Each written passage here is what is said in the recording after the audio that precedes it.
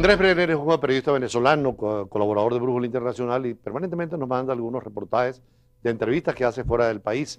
Es una oportunidad para conocer el perfil de líderes que han actuado o actúan en el sistema internacional, especialmente cuando se trata de Colombia, como el expresidente Samper. Con él estuvimos en un seminario hace poco en España sobre el conflicto colombiano y de estas y otras cosas nos habla en esta entrevista especial de Andrés Brenner. Muchísimas gracias por aceptar nuestra invitación. Muchas gracias, Andrés, muy contento de estar acá. Gracias. Lo primero que quisiera preguntarles, ¿cómo es la vida de un expresidente? Me dice hace poco que vio Lincoln. ¿Cómo va un expresidente de Colombia al cine? Vuelve a recuperar el placer de estar en un parque, el placer de levantarse por la mañana sin que todo el periódico tenga que ver con uno, porque ser expresidente es eso, que uno lee el periódico y todo tiene que ver con uno. ¿Cómo ve usted, después de todos estos años, el legado de Ernesto Samper en la presidencia? Creo que de alguna manera yo viví una época que se estaba dando necesariamente en el país. Afortunadamente pues los organismos judiciales pues, exoneraron mi conducta, pero por supuesto sigue siendo un motivo de tristeza a lo largo del tiempo. A medida que se fueron aclarando las cosas de la campaña, yo me di cuenta que efectivamente la campaña mía la penetraron los carteles de la droga y lamento muchísimo no haber podido tomado los controles que se hubieran podido tomar para evitarlo, pero creo que procedí correctamente porque sometí mi conducta a los jueces, a los investigadores y finalmente salió exonerada mi conducta. Pero me disfruto más obviamente recordando el primer legado. En mi gobierno, Andrés, se duplicó la inversión social como parte del Producto Interno Bruto. Pasamos de 7.8 a 15.2.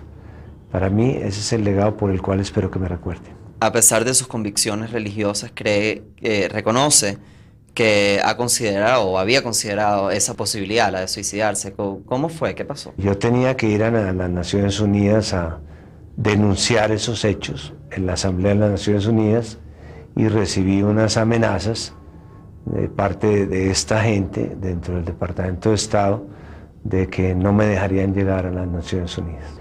Hablé con mi médico personal y le expliqué que yo tenía que estar preparado y me llevé en el bolsillo del pantalón una pastilla de cianuro que me lo hubiera tomado si hubieran intentado faltar a mi dignidad como presidente de Colombia. ¿Cómo ve la situación actual en Colombia? ¿Cómo ve el gobierno del presidente Santos? ¿Cómo ve las negociaciones que él está llevando con la guerrilla, con la FARC?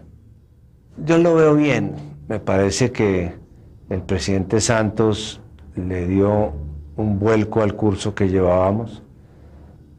También creo que el presidente Uribe logró avances importantes en materia de seguridad y de alguna forma, si el país pudo avisorar una salida política del conflicto armado, fue por la actitud del presidente Uribe y su política de seguridad democrática, que lamentablemente al final nos dimos cuenta que tenía más de seguridad que democrática.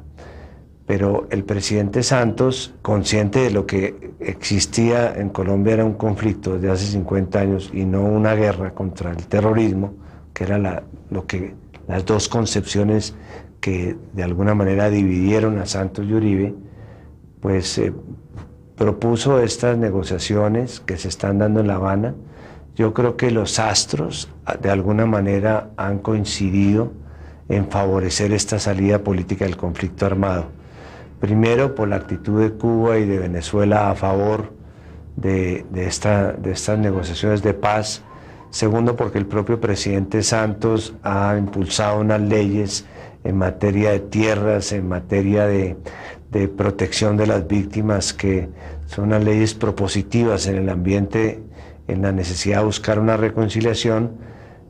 Tercero, porque ya los paramilitares no tienen la fuerza que tenían hace 4 o hace 5 años, ni tampoco lo tienen las FARC. Es decir, el balance de fuerzas cambió radicalmente en los últimos 10 años, y esas circunstancias nos llevan a ser razonablemente optimistas de que los diálogos de La Habana puedan llegar a alguna parte, con una convicción profunda que también tengo yo de que si esto es ahora o nunca. ¿Cuál es su respuesta a las nuevas acusaciones que le han llevado sobre el asesinato de Álvaro Gómez Hurtado? Son delirantes, son delirantes. Aquí lo que se sabía a través de una investigación muy clara, muy contundente de la Fiscalía, es que en el asesinato de Álvaro Gómez Hurtado habían participado algunos militares, de alguna forma aliados con personas que estaban en contra del gobierno. Y en algún momento personas cercanas al líder sacrificado, que además era mi amigo y a quien yo apreciaba y con el cual conversaba con mucha frecuencia si tuviéramos posiciones diferentes, para torcer la investigación resuelven decir no, esto fue la policía. Y para que tuviera cierto sabor y cierto picante la denuncia, resuelven acusarnos a Horacio Serpa y a mí de que habíamos programado un crimen de Estado. Yo te digo, Andrés, ¿qué interés podía tener yo en propiciar un crimen de Estado que se sabía que iba a desestabilizar el gobierno? Es decir, yo darme un autogolpe propiciando eso no le cabe en la mente a nadie distinto de una persona que quiere que no se sepa la verdad. Ahorita, una de sus grandes acciones en su post-presidencia ha sido la lucha por bajar, digamos, un poco el consumo y el tráfico de drogas. Todos sabemos que la guerra contra las drogas no se está ganando. Entonces la guerra está perdida. Y lo que proponen es, vamos a la legalización. Tampoco es la salida. No hay que saltar de la prohibición a la legalización. Lo que hay que hacer es despenalizar, regular el tráfico de las drogas. Legalizarles en el sentido de que tengan un tratamiento legal, como puede ser el alcohol y el tabaco. Separar el consumidor del microtraficante, separar el microtraficante del narcotraficante, atacar policivamente las organizaciones criminales, pero también tributariamente. De eso habla en el próximo libro que va a sacar. De eso hablo. Muchos dirán que una persona, un expresidente cuya campaña estuvo ensuciada por el dinero del narcotráfico, ¿por qué ahorita meterse a hablar sobre las drogas y sobre la legalización? La respuesta es muy sencilla. Primero, porque la campaña efectivamente estuvo infiltrada, pero con el mismo argumento podría decirse que los que tuvieron influencia de Pablo Escobar en la época del terrorismo no hubieran podido ser presidentes de este país.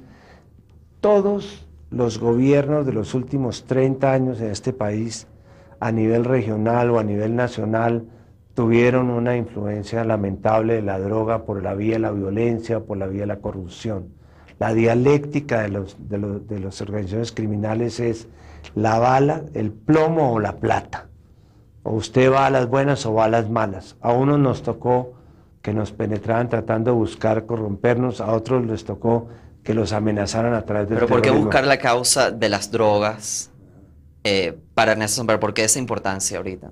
Porque yo creo que es uno de los problemas más graves que tiene Colombia, porque Colombia habría logrado hacer la paz si nosotros hubiéramos sido capaces hace muchos años de haber encontrado una salida internacional al problema de las drogas. Mire, el hilo, Andrés, el hilo conductor de todas las formas de violencia en Colombia en los últimos 20 años ha sido el dinero a las drogas.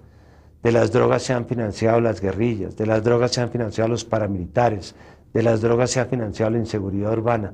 Por eso creo que este país tiene autoridad moral para pedir un cambio en la política antidrogas.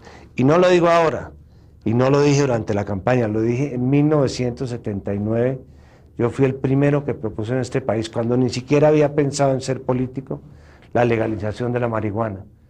Cuando aquí llegó la marihuana traída de México a la Sierra Nevada de Santa Marta, yo dije, ¿por qué no le compramos la marihuana a estos campesinos?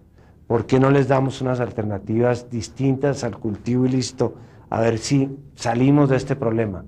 No, había que fumigarlos, había que reprimirlos, cogieron armas, se alzaron en armas, se fueron a otra parte, sembraron en otra parte, de ahí pasaron a la coca, a la cocaína, y este país lleva 30 años una pesadilla de violencia